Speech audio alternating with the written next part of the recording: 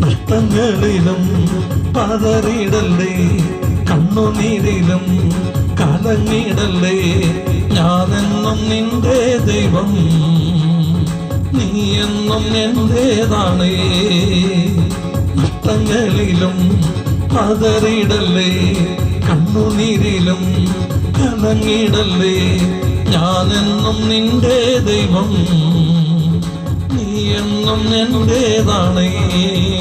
നിന്നെ തകർക്കുവാനോ നിന്നെ മുടിക്കുവാനോ അല്ലല്ല ഈ വേദന.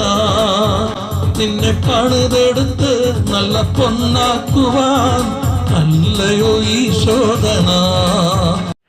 ശ്ലീഹ 7-ാം ഞായർ, അതായത് ജൂലൈ മാസം 20-ാം തീയതി സിറോമലബാർ സഭയിലെ 24 കോൺഗ്രിഗേഷനിൽപ്പെട്ട എല്ലാ ദേവാലയങ്ങളിലും വായിക്കപ്പെടുന്ന സുവിശേഷ ഭാഗം വിശുദ്ധ ലൂക്കായുടെ സുവിശേഷം 13-ാം അധ്യായം 22 മുതൽ 30 വരെയുള്ള തിരുവചനങ്ങൾ.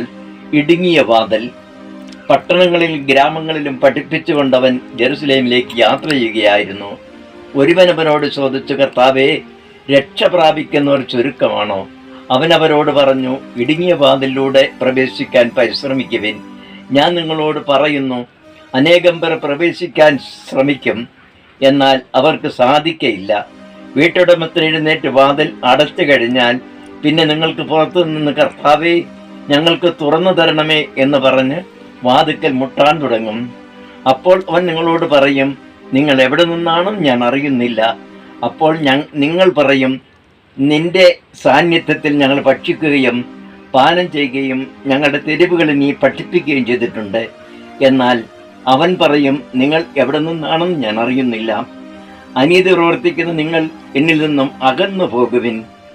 അബ്രാഹവും ഇസഹാക്കും യാക്കോബും സകല പ്രവാചകന്മാരും ദൈവരാജ്യത്തിൽ ഇരിക്കുന്നതായും നിങ്ങൾ പുറന്തള്ളപ്പെടുന്നതായും കാണുമ്പോൾ നിങ്ങൾ വിലപിക്കുകയും പല്ലുറമുകയും ചെയ്യും. കിഴക്ക് നിന്നും പടിഞ്ഞാറ് നിന്നും വടക്ക് നിന്നും തെക്ക് നിന്നും ജനങ്ങൾ വന്ന് ദൈവരാജ്യത്തിൽ വിരുന്നിനിരിക്കും. അപ്പോൾ മുൻപന്മാരാകുന്ന പിൻപന്മാരും പിൻപന്മാരാകുന്ന മുൻപന്മാരും ഉണ്ടായിരിക്കും.